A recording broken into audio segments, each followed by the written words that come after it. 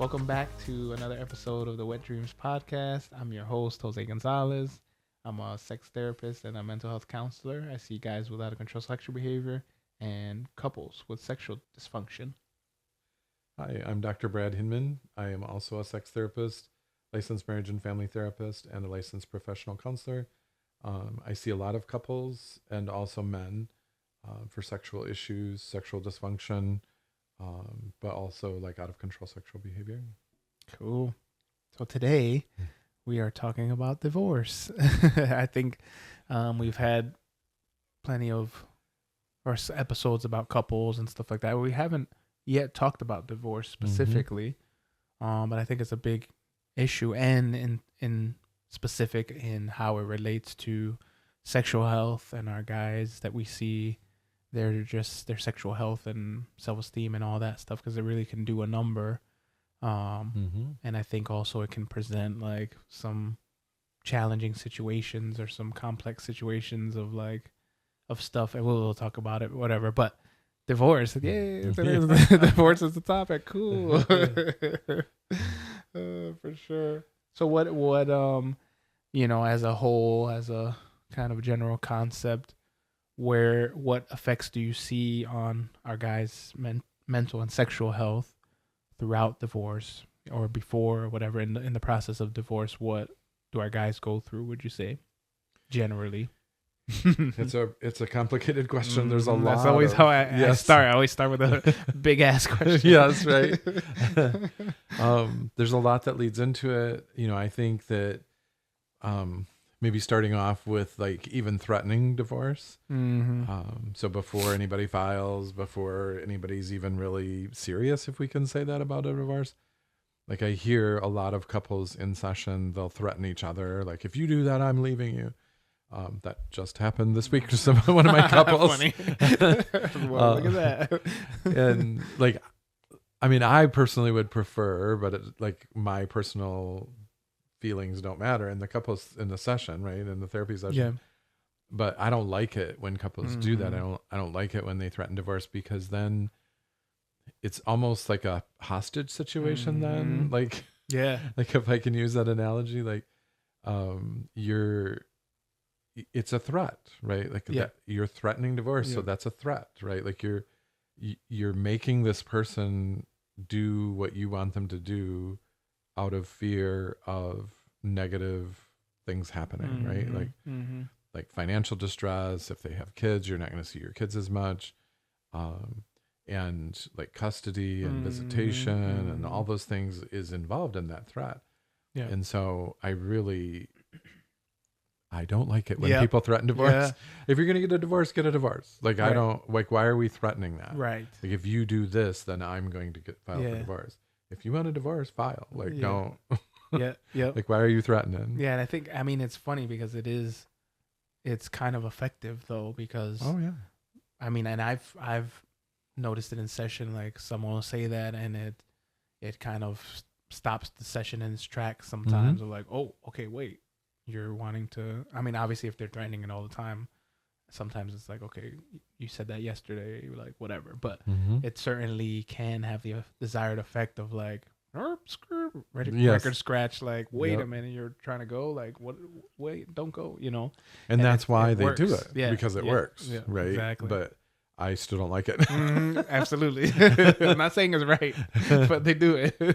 What I would rather, because I don't like taking something away without giving something in its place, but what I would rather people do is say, I don't like it when you do this. But by threatening divorce, it's a stronger, it's more forceful. Like it's because I feel like the person who's threatening divorce, they feel like they're not getting their point across strong enough. So I'm like, literally with clients, I call it, you're pressing the nuclear button, right? Like when you threaten divorce, that's you're sending nuclear bombs on your partner. Right. Exactly. For sure. And then they're not doing what you want them to do because they want to do it or because it's right. They're doing it because you're threatening violence, basically. Right. Exactly. And now there's an insecurity about, the relationship or like the future of the relationship. So yeah, is that why you want your partner to fall in line, like because of a threat? That doesn't seem like a good relationship. Right. But classic with the way I answer your questions, I don't think I answered your question. Started. Your question was like, how does divorce relate with sex, right? Right, and how does it affect the guys that we see? Yeah. So, I think that if there's an actual divorce, like if somebody is serious about filing and that so it's not just they're not thinking about it or threatening it, they're actually doing something about it. I think a lot of times, and so this is kind of the myth that we see in Hollywood. Myth is probably not the right word because it actually happens, like where sex is immediately cut off, right? But that's not always true. Like I have a number of clients where divorce is imminent. Somebody actually has papers or they filed papers, but they're still having sex. Maybe not quite as frequently, maybe, but they are having sex. And because that's what they're reporting to me is that they are still sexual. And so, but then that messes with their head, right? With both of their heads, because you're still having sex with this person that theoretically, at least, you don't love them anymore, right? Or at least one of you don't love the other. Right. Whoever filed for divorce isn't supposed to love their partner anymore, I guess. Right? Yeah. And so, but if you're still having sex, then that really messes with the person. Like, is sex not like correlated with love? Right. Yep. So it really messes with love and trust and feelings of safety. Yeah. All those kinds of things. Yeah. Well, I think it creates this confusing environment. And even if we pull back before divorce starts or before the process of divorce, oftentimes the sexual relationship is rocky as well as they approach divorce or as the relationship is breaking apart. Maybe sex was cut off at that point too, and it doesn't happen as often. But I feel like it creates this confusing environment of like, okay, are we having sex but sex is cut off, but are we trying to fix the relationship, but we're not having sex and that's not letting us get as close. But then now we're divorced or we're getting towards divorce, but we're still having sex. So what does that type of sex mean? Now it's just whatever, or does this mean that we're getting back together? Does this mean whatever, it's just like very confusing, right? In this process that's supposedly going towards the relationship ending, but then it just confuses it all. You know what I mean? It is confusing. And I think part of it is because people, like I've said to people before, like people don't make good book chapters, right? Like, so they're not consistent. Like sex and divorce is not consistent from couple to couple. There's some couples that can file for divorce and realize that they don't want to live together anymore, but they can still have sex. And sometimes they do that for years, even after the divorce is over. Right. And so then there's other couples who weren't having sex even before the divorce, and then they don't divorce and they still don't have sex, or they weren't having sex, then they divorce and they're still not having sex. Right. And then there's everything in between that, right? There's different, or there's couples that weren't having sex before they divorce, and then now they are having better sex. And yes. You're like, wait, what the hell? Because there's no strings attached. There's no, Yeah.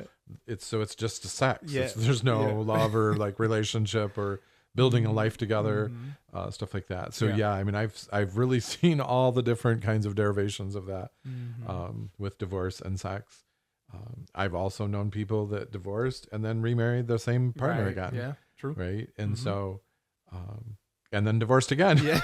So I know some people that have done that too. Double dip. So that's the hard part of our job, is because not every story follows the same pattern. Yeah. But I do see, like, as a mental health therapist, the particularly troubling thing that I see is what you've already talked about, where it does mess with people's heads. Right. And because like if you take, for example, things that we've talked about in previous podcasts, like porn, often the partner who isn't looking at porn, they call that cheating, right? So porn is kind of equivalent to sex, Mm-hmm. right? And I think everybody would agree that porn, like if porn is equivalent to sex, it's sex without love, Mm-hmm. right? There's no feelings there because the people in porn don't care about Right. you. Right. But then, like, so that's one couple, let's say. And then you have this other couple where they're divorcing and they're still having sex. So where does that fall into there, right? So then now that is sex without love then, right? Right. So but porn is wrong, but divorcing your partner and still having sex with them is not wrong? It's not wrong. Right. It's skewed. I'm confused. Make it make sense. Yeah. Yeah, right, exactly, right. Or or having, I've heard that where they're divorced and then both are in relationship with the other partner, but then there's like a sex with the mother or father of my children doesn't count. Like, it's fine, it's whatever. It's like, wait, time out. Right. Wait a minute. Right. Not only does it not count, but it's not wrong. Right. But only if your new partner finds out about it, then it's wrong. Right. Right. So now we're back into secretive sexual behavior, right? Which is what we both specialize in. But I've heard that from a number of people. So like sex with your baby mama is not wrong, even though you're in a new relationship with a new person, and you might have kids with that new person too. But it's more, like I said, I think it's wrong if your new partner finds out about it, because they're probably not going to be happy. Wrong. Right. But it's, even then, I think it's not as wrong, or maybe it's understandable, or acceptable. Right. Maybe it's, I get you. Right. Because you've had this connection with this person and you were married for whatever, 10 years with them. Like, yeah, of course you still have some feelings for them or whatever. You have a connection still. Yeah, I don't know. I get you. It's like weirdly not as bad or something. Yeah. It's almost kind of sort of approaching open relationship sort of thing. But in many, many, if not all of the instances that I've known where this is happening, it's a secret to the current partner. Right. Which is not open relationship stuff. Yes. And they're not happy and they're furious and then they're threatening for divorce. Right. For sure. It's clearly not accepted, but there's some undertone there or something. Yeah. So maybe understandable, but not acceptable. Yeah. Yeah. There you go. I like that. It's understandable. So then, again, specifically our guys, but this counts to everybody, but what are some things specifically with their, as the divorce is beginning, the process of divorce that's happening, what are guys feeling in those times that are like either you're approaching the divorce and that dynamic, or then now you've gotten divorced, and what are guys feeling about their sexual health and their sexual self-esteem and all that kind of stuff typically? I've heard from guys like, I'm never going to have sex again. I'm never going to be able to be in a relationship again. So in other words, to me, they're speaking to trauma, right? They're speaking about the trauma of the dissolution of this relationship, and that it impacts them, right? Like, because I think it's important to know, like, for men specifically, and I feel like I always talk about this, but like, men don't typically talk about their emotions. They don't process their emotions, right? They don't feel their emotions if they have a choice. And so, but sex in a relationship is a way for them to feel emotion without being called a bunch of names that non-masculine men are called, right?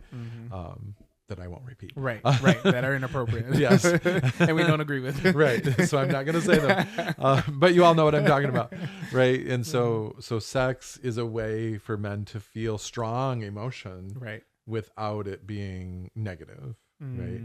And so then when divorce is threatened or even carried through on, then there's a sense of like panic in the man's mind, because I don't have this connection anymore. I don't have an emotional outlet anymore. Who's going to take care of me? Right. Like, and so like, I mean, that's real. Yeah, like, I mean, we don't talk about it like out loud and, in Subway, Yeah. like, Yeah. but it's real. Yeah, it's and, true. and that's why men tend to get in a relationship much faster, Quicker. Yeah. right, than women do. Yeah. Absolutely. You know, when there's a split, right, it's typically the research says within a year, a man will be in another relationship. And some women never get in another relationship. Right. It's true. Because they're like, why do I want to take on another person to yeah. take care of? It So, right, so they, for sure. yeah. So it takes longer for women Yeah. to get in another relationship. And of course, there's exceptions because people don't make good book chapters. Right, as we said, So. right, for sure. Yeah, and that's what makes it so confusing again for both, but specifically guys, of that on and off thing, if that's present, or like having sex sometimes, not having sex in the other. Like, while the misconception is like, yeah, your ex-wife wants sex from you, like, cool, just say yes. Like, why wouldn't you? It's not really what they want ultimately. Clearly, it's confusing. They want that connection, but then there's sex on the table. Like, cool, I'll take it, but that's not really what they want. So that's what makes this often so confusing, that back and forth, or like, we're not in a relationship but we're having sex, whatever thing, because as you said, that's where guys often find their emotional connection, through sex. Yep, you're bringing up another really good point, a whole other can of worms, is that men are not acculturated to be able to turn down sex or negotiate for sex, right? Like, we're always supposed to want to have sex if it's offered to us by whoever it's offered. Right. We're always supposed to be ready. We're always supposed to be willing. And if we say no, I don't feel like having sex, then there's something wrong with us, right? And so, in a situation where there's been a divorce, if the ex offers sex, that person is expected to take that opportunity, even if they're in a new relationship, right? Like we just talked about. So that expectation is there's something wrong with him if he turns down sex. So then what I see with some of my couples and individual clients is that erectile dysfunction comes into play. I've had teenagers with erectile dysfunction. So it's not just an old man's disease, right? Or problem. I don't know why I said disease. It's not a fungus. And so, because you're kind of forcing your body to do something your emotions don't want to do. Right. Because if we're divorced, then I'm not supposed to have emotions for you anymore, right? Yeah. And so, like, it's easier for some than others to force your body to do something that your brain and heart doesn't want to do. Exactly. But that can result in erectile dysfunction. And so then you're a young man in your 20s or 30s and you're having erectile dysfunction, and that's not normal either, right? According to society, right? It's there's something wrong with you because of that. Right. And, I have to tell people there's not anything wrong with you. It's actually right, because you're forcing yourself to do something that you're not emotionally engaged with. Right. And again, it comes back to, that's not often what they truly want, and there again, another misconception is like, when you're out of a relationship, divorced, or even just a long-term relationship, like, the guy's supposed to go in now, and now you go and hook up with whoever you want. Like, you're free, buddy. Like, do your thing. You know what I mean? But then the erectile dysfunction comes up, and that's a symptom or a red flag to be like, okay, hey, this is not really what you want. You're doing it, but it's not what you want, because you lost a strong emotional connection you had in your relationship, and this person you don't care about in that same way. So your body's doing it, but they're not aware often of that. That's the case. They're like, why is my body doing this? Like, I want to have sex. Like, sure, but it's not what you want, really. Right. And it's not like, for however long you were in this monogamous coupled relationship, you trained your brain like, this is the only person that it's acceptable for me to have sex with.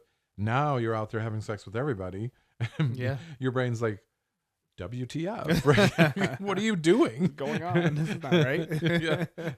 Yeah, it's true. And I think we don't talk about that as much either, of like, this is the way you've had sex for X number of years, the sensation, the routine, the connection, the, whatever.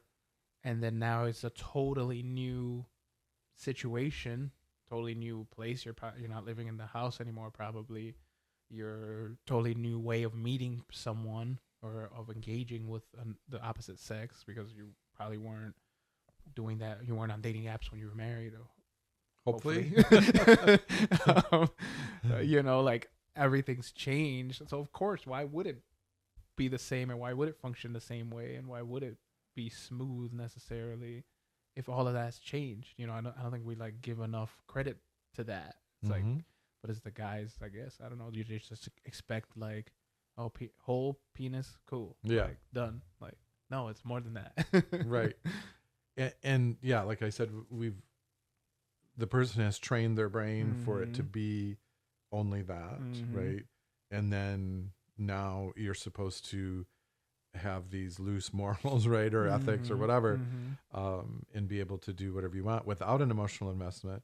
But then also, I think another fear, if you will, that enters into that is, like, is this person going to hurt me too now, right? Like this person that I don't know as well, this person that I knew really well for 20 years or 5 years or whatever it is, apparently I didn't know because they hurt me, right? And so now this new person that I don't know that I'm having sex with, the chances are probably greater that they're going to hurt me. And so now I have this fear of getting hurt. Yeah.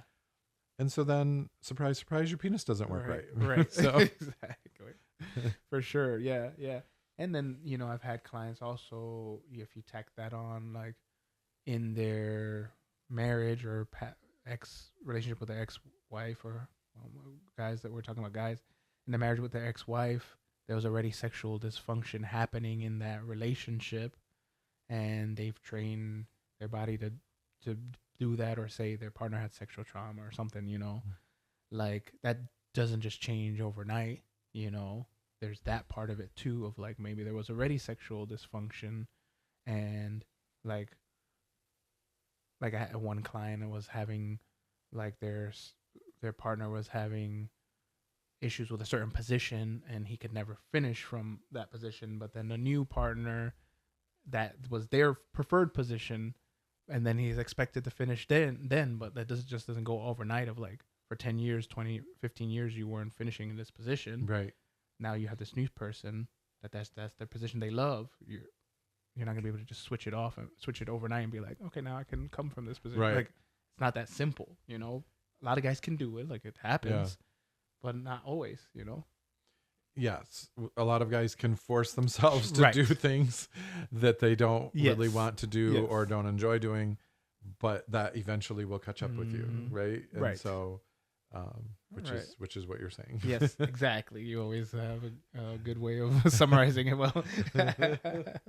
For sure. So, what are some other things that our guys are, you know? Yeah. Oh, that's what I was gonna say. Actually, going back. You know, I think often I have some guys also too that after a divorce that we get into a serious relationship pretty quickly, and then it will end, and there'll be like a double dip or a double trauma, whatever, you know, of like, oh, see, now I am a reject, or I am bad, or whatever. See, I had this other person who I felt strong feelings for, whether it was real or not. And then that ended too. Like, damn, you know, I feel like I've heard that. Some of like right after the divorce, you have this other strong relationship, and then that one goes too. You know what I mean? Like, dang. Yeah, and then the person's left with like, I am not able to please people, or I'm not lovable, or I'll never be in another relationship. Nobody will ever want to be with me forever, right? So it really messes with people's heads, and none of those things are true, right? Like there are people out there for you, right? I don't believe in there's only one person for each person. Agreed. I think that's impossible with 7 or 9 billion people or however many there are. Like, they think it's a matter of like proximity and availability, and you're in the same life stage, and you know, all those kinds of things like that. You like the same sports team or whatever, right? Right. So it's a matter of compatibility. It's not a matter of destiny necessarily. If you believe in destiny and that there's only one person for you, that's great. I hope you find that person. Yeah, for sure. Not judging. But science doesn't back that up.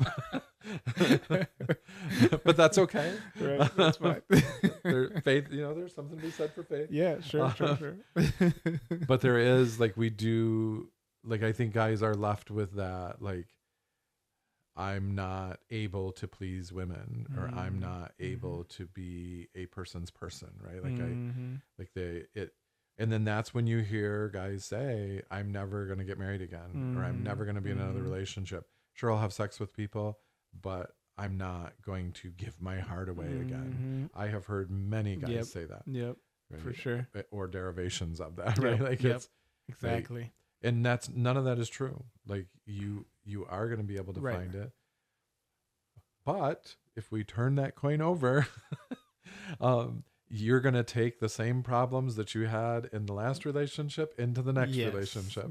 If you don't get them fixed, if you don't fix whatever led to the dissolution of that relationship, it's going to happen again. Yes. And actually, it's more likely to happen. Right. Because, the failure of second or third or fourth relationships is greater than the failure of first of the occurrences of first relationship failures, right?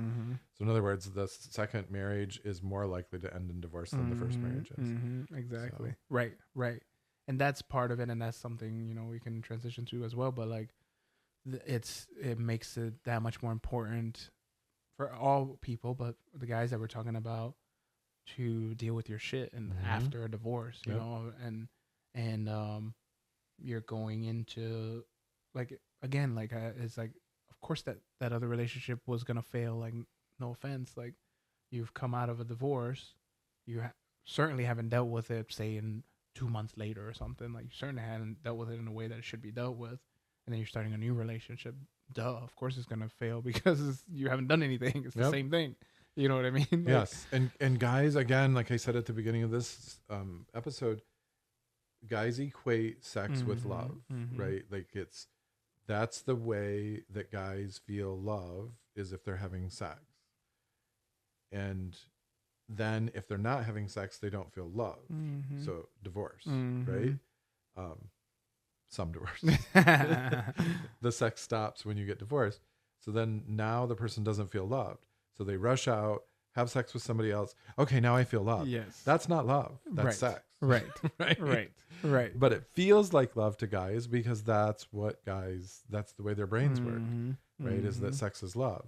So if I rush out, 5 minutes after I sign the divorce papers and have sex with the first person I see, that feels like love. That's not love. That relationship's going to fail, right? Right. I mean, maybe. Probably. Maybe not, but probably. I mean, more often, at least in my experience, more often than not, it does. Yes, correct. Because you felt like it was love, but it's not love. Right. And then that's what makes the impact so much harder too, because this is love, this is a new love or whatever, and when it ends, then it's that much harder. You're still in the phase of healing from the first one, and it makes it that much harder. And if you didn't seek therapy to repair whatever problem led to the first relationship divorce, then you're going to repeat those patterns. Definitely. Because our brain likes patterns, and it's going to repeat the exact same thing. Yep. And then another thing that comes to mind too throughout that whole process is you add kids into the mix or whatever, and that can complicate things further. You have, like, obviously the kids, or, like, in the first place, a lot of people will stay in a relationship longer than they should be because of their kids, unfortunately.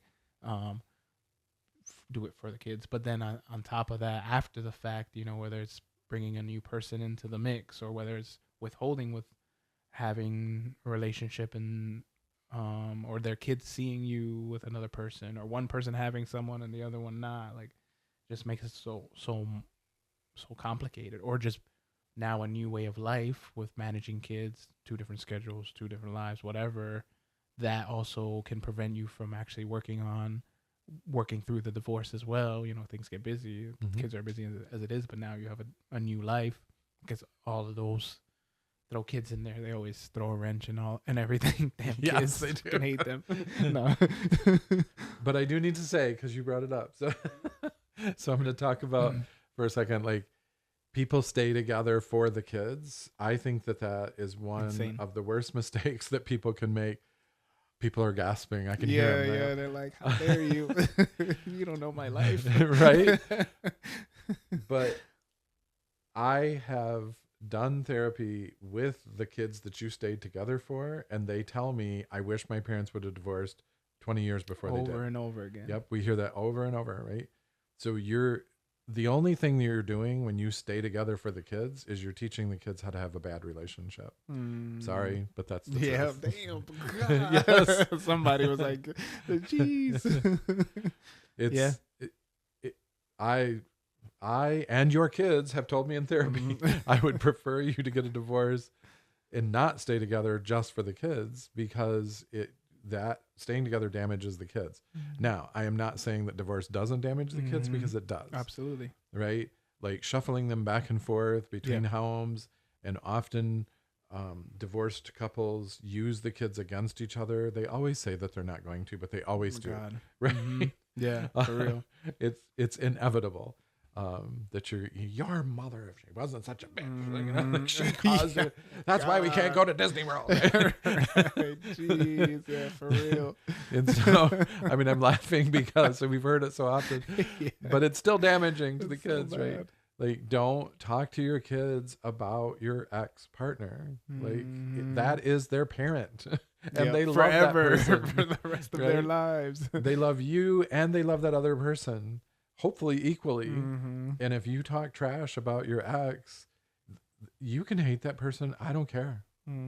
But don't say that to your kid, because that they love that person. And so now you're forcing them to choose who they love more.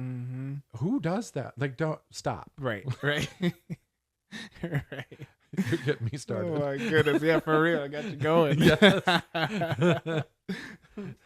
I've heard this also too, like, the kids, somehow parents think, or somehow in these situations they think like, oh, the kids don't notice that like the relationship is terrible or whatever.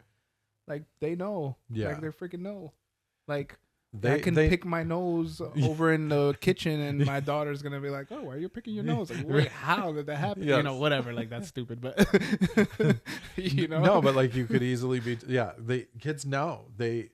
Like, I've been told by children of divorced parents, they knew before the parents ever talked about divorce, like that the relationship was in trouble, right? Because, they go over to their friend's house and they see a normal relationship. Like, they know your relationship's not normal. Right.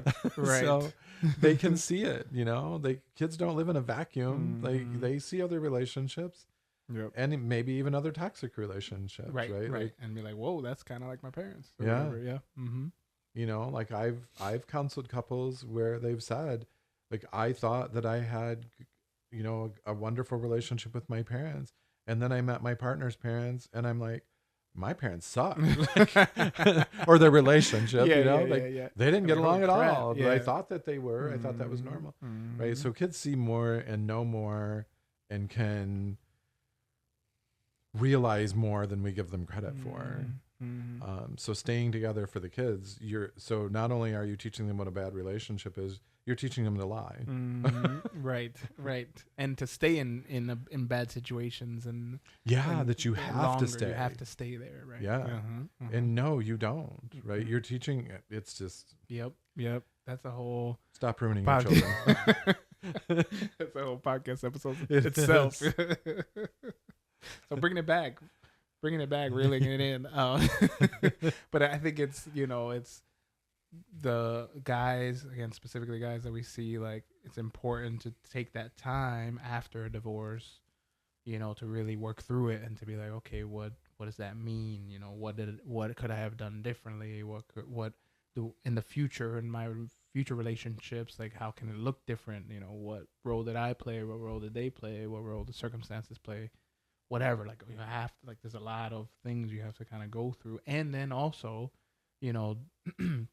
as time progresses, things that triggered you earlier may be different than things that trigger you later. Like, prime example, I had one client, like, it was the way they were texting with a new partner, something that partner said. I don't remember what it was, but something that partner said in a text.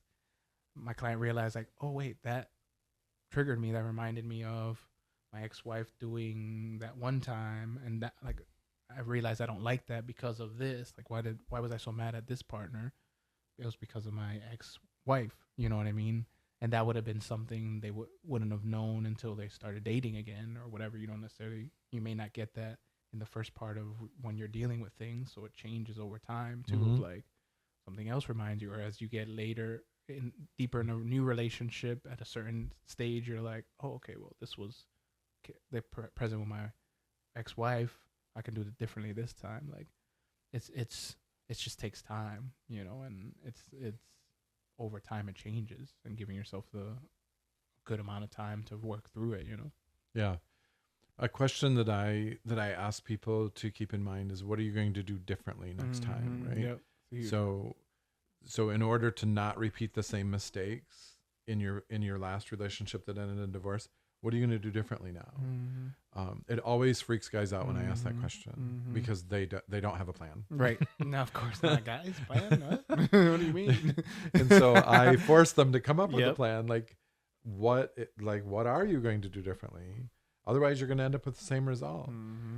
Unless a miracle happens. And I tell guys, like, if you want to depend on a miracle to run your life, that's fine. Yeah. Sometimes miracles don't happen, right? Like, right. And so, yep. And it can't just be like your partner was all bad and like, okay, the new person will be different. Like, that's not an answer. Like, nope. What are you doing different? Yep. Because you're the common denominator. Right. Exactly. You're bringing you into that new relationship. So you're going to repeat the same patterns, right? You like, if you don't choose a specific, I'm going to do this differently. I'm going to talk to my partner instead of getting mad and slamming the door or whatever. That's just an example. But like, if you don't have a plan, your brain will resort to, what did we do the last time we were in this situation? Oh, we, threw our water bottle out the window, so I'm going to do that again because that's what we did last time. Well, it didn't work last time. So don't do it. Don't do it again. Right. Make a plan for how you're going to do it. I think that, like, therapy after a relationship, I think ideally therapy through a divorce. Like, I've done that. I've counseled people through their divorce, right, and kind of guided them through that process. Yeah, that's true. So that they learn how to fight fairly, right? And then they learn things like, don't use your kids against your partner, because I asked them that. Like, I in point blank, like, how are you going to prevent yourself from using your kids against your partner? And so, like, we come up with plans for how, because you great, you can divorce this person. The lawyers would love that, to take your money, but you're going to be tied to, if you have kids, you're going to be tied to this person for the rest of your life. Period. Right. Period. Every time they graduate, every time they get in a relationship, every time they buy a house. Yeah. All those kids. You're going to see this person that you divorced, all those situations for the rest of your life. Yep. Right. Every kid that they have, the 17 kids that they're going to have, like, you're going to see them every single time. Right. Every time they move to a new home, every time, like, you're going to, so divorce really isn't what it's cracked up to be. Right. Like, you think it's the end of your relationship. No, Yeah. you just changed the relationship you have. Exactly. Yeah, for sure. Boy. Ooh, got you going. I didn't know the divorce would be the one that was getting you going. I've never been divorced. I like but it. Couldn't have guessed. I just see a lot of pain in people, and so I get passionate about things that hurt my clients. Yeah, and it's a tough one and that's a tough, like, ideally, obviously, it would be good for people to see therapists during the divorce, get through the divorce, but that the likelihood is so low. I feel like once that divorce process starts, they and it's self-preservation. People go in their own corners and get me out. All right, I'm out of here. Yep. Like, now, or also on top of that, I'm now nasty to them. That happens at it varies, but cut me off, boom, and I get it. I get why, but it's not, I mean, you're going to have to see them again. Like you said, that's not the reality of it, And that's a very guy thing to do. Like we like it, like, when things harm us or whatever, we want it cut off. Yep. Like, just cut it off, cauterize the nerves, and I can move on. Yes. Right. Right. But I just said you're going to see this person at every life event of your kids for the rest of your life, unless your kids die first, but that's not supposed to happen. Right. So, Yeah. right. Yeah, for sure. So what are some other strategies our guys can do? And also, again, the sexual health component.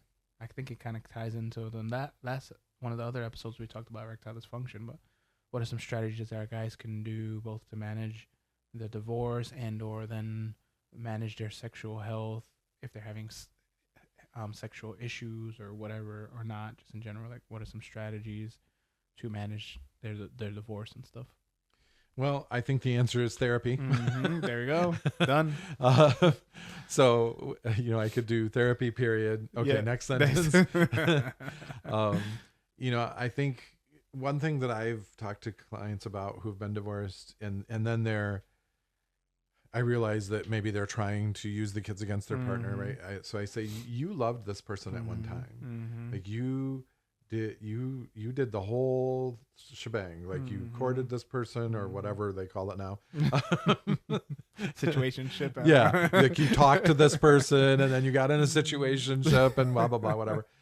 Like you allowed that to progress. And so you fell in love with this person. Right. And so it's okay if some of that still remains. Like you don't have to hate this person and want them dead. Right.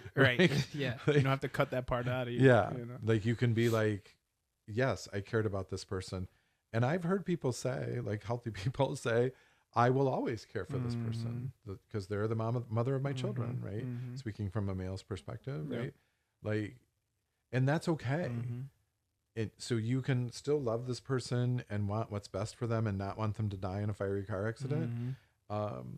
You can allow yourself to want what's best for this person, but just realize that it's not you, right? You're not what's best for this person, and that's fine.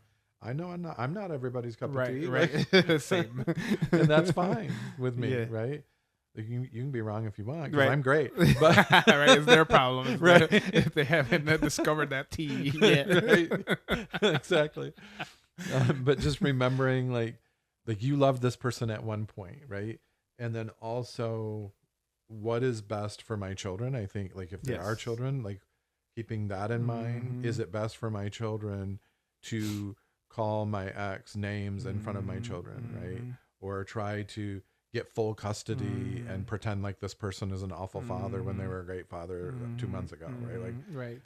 Like, Yep. I just think that like we need to realize that it doesn't have to be that way. But I also think like work on yourself, realize what mistakes did I make in this relationship?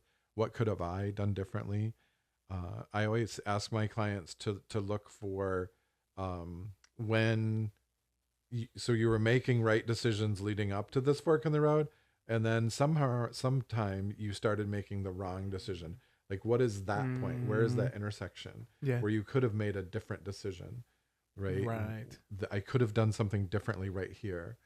And then I'm going to make a different choice the next time I'm in that relationship. Exactly. Yeah. And I think that's huge. Just the times where I've seen it work the best, specifically individually for guys, is they've taken the time to reflect. They've taken the time to learn about themselves. They've taken the time to read the books, they're self-help, or like they've taken the time to do the things they enjoy doing and figuring out who they are and what they enjoy and stuff like that. Getting back to like, okay, who am I? What did I do in the past that didn't work? How can I do it better in the future? Like that's, I feel like has been the work that's been the most helpful, and guys have had the most success. Obviously it's not perfect, but I think that's where you have to lean back on, like, okay, you have to go, obviously still be a dad and still take care of what you need to take care of, but now you have to reflect and really dig into there, because it's not going to change on its own. It's just going to happen again, And then on top of that, I think specifically the sexual health stuff is like digging into that too, like going to therapy, talk about it, getting, going to the doctors and making sure there's no physical things going on and that kind of stuff. Like, it's really like being the best person that you can be, I think is huge. Because I think guys, and probably both partners, but it seems like guys, that have gone through that, often they'll get to a point where they're just doing the day-to-day, or they're in the relationship, they're in their marriage, and they're kind of just on autopilot, you know? So they're not continuing to develop themselves, their interests, and they're like, you're just dad, or you're just husband, and you're working, and whatever, you know what I mean? So then when that goes away, they're like, oh, shoot, like, who am I? Like, what's left? Like, what do I bring to the table now? Like, sure, I'm still a dad, I'm not a husband anymore. Like, damn, you know?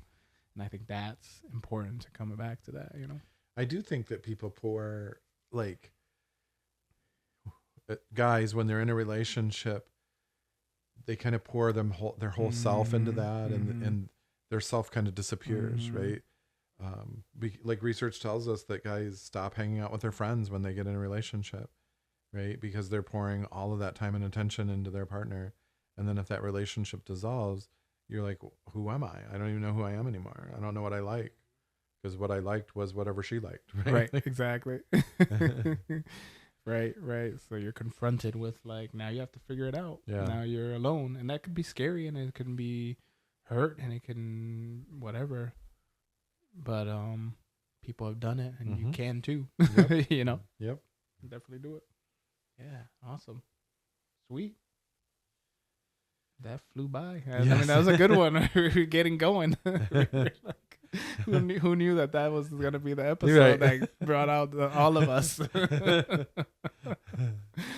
Yeah. Again, I think any final words for guys going through this kind of tough situation and stuff like that? What are your thoughts? Like, I think when you're going through it, or when you're first just entering I keep saying the dissolution of a marriage, right, or a relationship, it seems super overwhelming, and I'm never going to get over this, and this is going to ruin my life forever. Like, it seems like that, but it gets better, right? Like, if I can borrow that cliche, right? It gets better, and you will get through this. Right? You know, you'll learn. Talk to other people who have been through divorces. You know, the types of relationship, whatever kind of structure relationship that you have.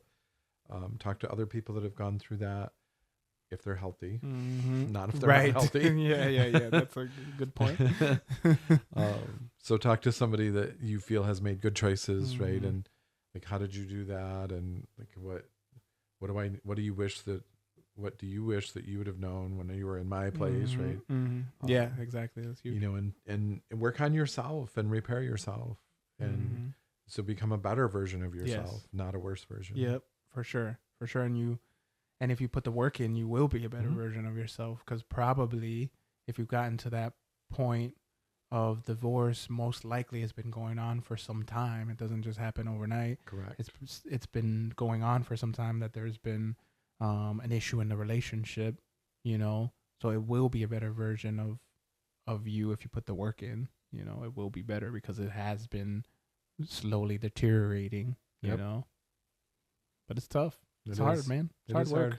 I mean, I haven't done it, but it seems hard. I know. Yeah. We haven't done. Neither one of us have been divorced, but we've walked a lot of people through that process. Yeah, it's tough. It seems tough. It's big stuff. But yeah, and of course, like, you know, if you want to reach out, have questions, or like stories about your divorce, feel free to check us out on our website, Wet Dreamz Podcast with a Z. Shoot us a DM or an email or whatever, or check out our socials, and we'd love to hear from you, and hopefully we can help you throughout the process. Feel free to reach out. Thanks for listening. Yep, thanks guys. The Wet Dreamz Podcast and any content posted is intended for general information, educational, and entertainment purposes only. We are not responsible for any losses, damages, or liabilities that may arise from the use of this podcast. It is not intended as a substitute for the advice of a physician, professional coach, psychotherapist, or other qualified professional, diagnosis, or treatment. Listeners should not disregard or delay in obtaining a medical advice for any medical or mental health condition they may have, and should seek the assistance of their healthcare professionals for any such conditions.